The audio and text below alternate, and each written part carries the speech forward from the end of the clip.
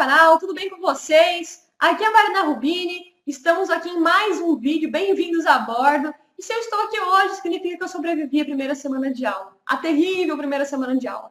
Cada dia parece que é uma eternidade, a gente sofre, é muita matéria, todo semestre é o mesmo chororô, mas no fim tudo dá certo, as coisas vão se acalmando, vão se ajeitando.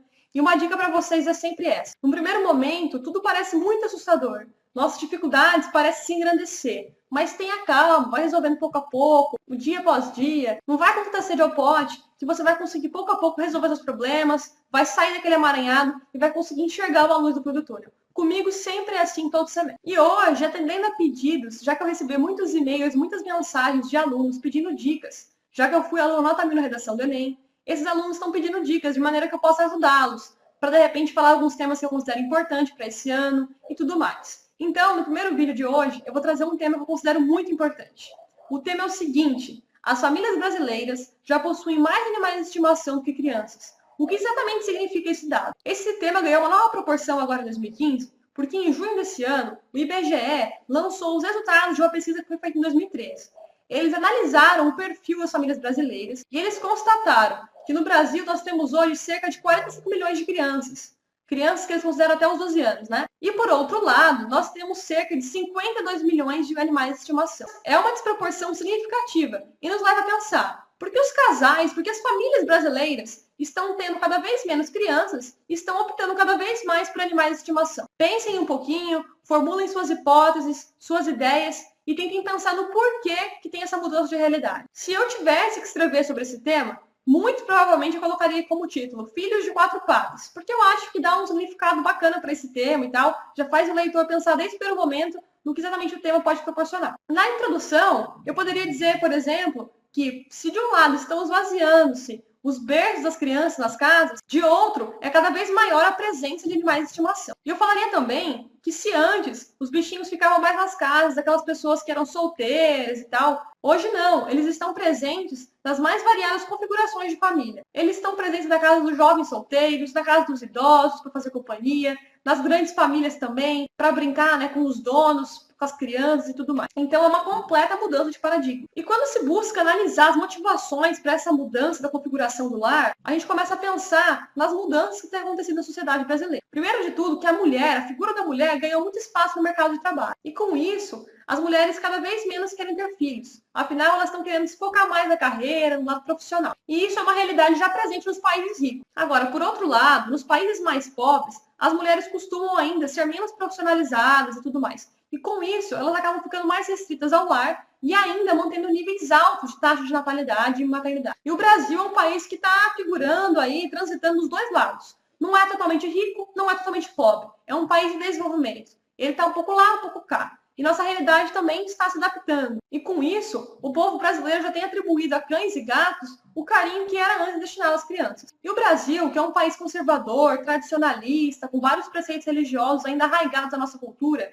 esse dado choca. Pode falar para a avó de vocês, por exemplo, que você não quer ter filhos. Ou que aquela mulher e tal, que é bem-sucedida, trabalhadora, já está numa meia-idade e até hoje não teve filhos. Geralmente essas pessoas não são muito bem vistas na sociedade. Infelizmente, é um preconceito que está um pouco ainda presente, principalmente nas pessoas mais velhas. Porque ser mãe no Brasil ainda faz parte da nossa cultura. Uma mulher que não é mãe, muitas vezes ela é vista como não completa. E para essas pessoas mais velhas, pode parecer impensável que alguém não queira deixar descendentes. E no Brasil, os casais já estão vivenciando esse tipo de realidade.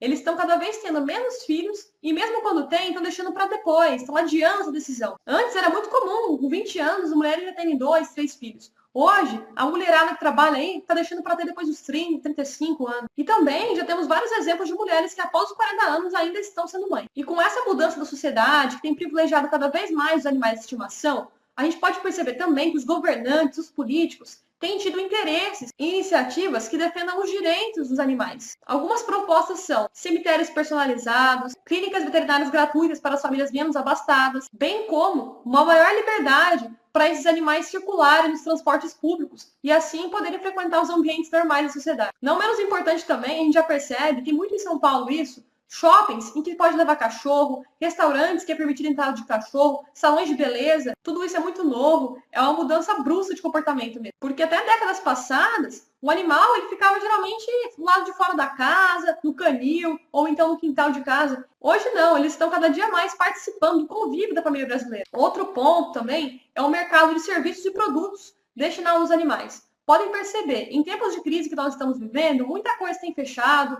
muitas placas de aluga nas cidades, mas por outro lado, o mercado dos pets está muito aquecido no Brasil. Podem reparar, os locais de pet shop, as lojas que vendem produtos e tal, já chega a ser um mercado que movimenta anualmente cifras de bilhões de reais. São inúmeras as formas que os brasileiros se identificam com os animais de estimação. Muitos deles até encontram e até os enxergam como miniaturas de seres humanos, o que na verdade eles nunca serão, ao menos em tese, né? Porque em prática eles já ocupam o espaço, o tempo, o dinheiro que antes eram destinados às crianças. E esses bichinhos, com todo o seu amor, toda a fidelidade que eles possuem, eles têm cada vez mais cativado o coração dos brasileiros e eles têm se adaptado muito à vida moderna brasileira. Podem perceber, cada vez mais é trabalho, a sobrecarga de trabalho, uma jornada exaustiva, muitas horas no serviço. E com isso, eles têm cachorros de apartamento, cachorros em casa, que ficam, ou gatos também, né? Que ficam o dia todo sozinhos. E aí, quando o dono chega, eles continuam lá, sempre felizes, trazendo um pouco de carinho, um pouco de cuidado. Já com as crianças, não poderia ser dessa forma. Uma criança exige uma atenção muito focada e tal. Os brasileiros, de uma forma geral, eles têm conseguido enxergar nesses bichinhos conforto, tranquilidade, a atenção que eles precisam no final do dia. Já que uma criança, cuidar de um serzinho tão pequeno é muito mais complexo. Então, essa abordagem que eu daria ao tema é um tema muito forte para esse ano, tenho certeza disso.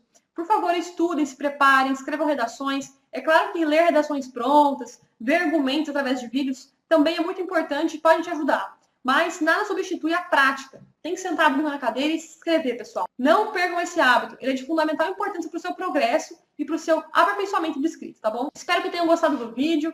Essa foi a dica de hoje. Se vocês gostaram, deixe, por favor, um like. Inscrevam-se no canal se você ainda não é inscrito. Compartilhem no Facebook para mais amigos de vocês verem e tal, para ajudar no crescimento do canal. E outro pedido que eu gostaria de fazer é o seguinte. Baixem o aplicativo Viber no celular de vocês. Lá, iniciem uma nova conversa e mandem a hashtag Vou Ser Médico para 5511 0800 0800. Esse é um grupo aberto que o Viber tem proporcionado, que significa que eu vou colocar dicas de redação para vocês lá, vão ter professores de várias matérias, e aí todas as pessoas que seguirem e acompanharem o grupo vão ter chegando as mensagens chegando diretamente no celular. Mas para a gente conseguir isso, nós precisamos de 1000 pessoas pedindo pelo grupo.